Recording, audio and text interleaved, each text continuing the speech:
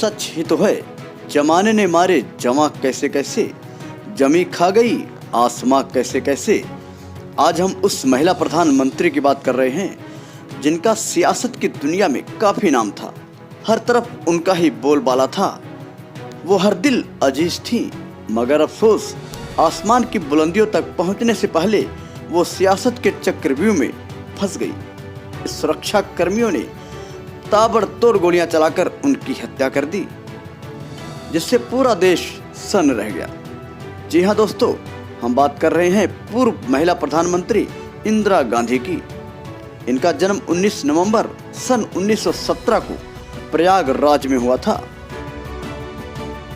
वर्ष 1966 से 1977 तक लगातार 3 पारी के लिए भारत गणराज्य की प्रधानमंत्री रहीं और उसके बाद चौथी पारी में 1980 से लेकर 1984 में हुई उनकी राजनीतिक हत्या तक भारत की वो प्रधानमंत्री रहीं।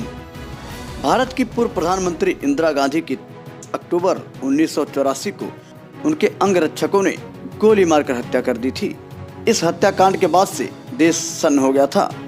इंदिरा गांधी की हत्या से पहले और उसके बाद देश में बहुत कुछ घटा। उनको गोली मारने वाले सतवंत सिंह और बेअंत सिंह पर भी जवाबी फायरिंग की गई थी, जिसमें बेअंत सिंह की मौत हो गई थी, जबकि सतवंत सिंह को इलाज के बाद बचा लिया गया था। इंदिरा गांधी को अपनी मौत का अंदाजा शायद पहले ही हो गया था, क्योंकि हत्या से एक दिन पहले यानी 30 अक्टूबर के दिन उन्होंने भुवनेश्वर में एक जनसभा को संबोधित करते हुए कहा था, आज मैं जिंदा हूँ, शायद कल न रहूँ। मुझे इस बात की परवाह नहीं है, मैंने एक लंबी जिंदगी जी है। मुझे इस बात का गर्व है कि मैंने अपनी जिंदगी लोगों की सेवा करते हुए बिताई है। मैं अपनी अंतिम सांस तक लोगों की सेवा करती रहूंगी और मेरे खून का एक एक कतरा भारत को मजबूत करेगा। इसके कुछ घंटे बाद खबर आती है कि इंदिरा गांधी की हत्या कर दी गई। पंजाब के हालात और ऑपरेशन ब्लू स्टार के बाद शायद कहीं न कहीं इंदिरा गांधी को अंदेशा था कि उनकी जान को खतरा है, लेकिन ये नहीं पता था कि उनकी रक्षा करने वाले ही उनकी जान ले लेंगे। इंदिरा गांधी की हत्या करने में 2 लोगों का सीधा सीधा हाथ था। पहला बेअंत सिंह और दूसरा सतवंत सिंह, जिसमें बेअंत सिंह की जवाबी फायरिंग में मौके पर ही मौत हो गई थी, जबकि सतवंत सिंह का इलाज चला और बाद में उसे गिरफ्तार कर लिया गया। इसके बाद तफ्तीश की गई तो केहर सिंह और बलबीर सिंह का भी नाम सामने आया। केहर सिंह बेअंत सिंह का रिश्तेदार था। पुलिस की चार्जशीट के मुताबिक ऑपरेशन ब्लू स्टार के बाद बेअंत सिंह अपने चाचा केहर सिंह के साथ अक्सर गुरुद्वारे जाया करता था। एक बार जब बेअंत सिंह गुरुद्वारे में कथा सुन रहा होता है, तभी अचानक वो रोने लगता है। इस पर उसका चाचा केहर सिंह कहता है, रो मत, बदला ले। यहीं से बेअंत सिंह के अंदर इंदिरा गांधी की हत्या का ख्याल आता है और वो बदले की आग में झुलसने लगता है। शुरुआत में ये बात बेअंत सिंह और केहर सिंह के बीच में रहती है, लेकिन बाद में बलबीर सिंह भी इस प्लान का हिस्सा बन जाता है। इसके बाद सितंबर के महीने में एक ऐसी घटना घटती है जिसमें इस प्लानिंग को मजबूती मिलती है। दरअसल पीएम आवास में तैनात बलबीर सिंह को एक बाज दिखता है।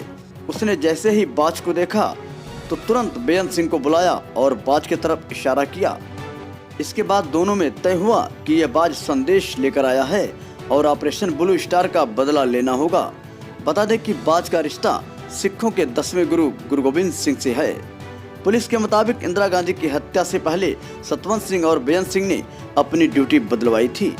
30 अक्टूबर को सतवंत सिंह ने एक कांस्टेबल से कहा था कि मेरे पेट में दिक्कत है और तुम्हारी जो पोजीशन है उसके पास में ही टॉयलेट पड़ता है।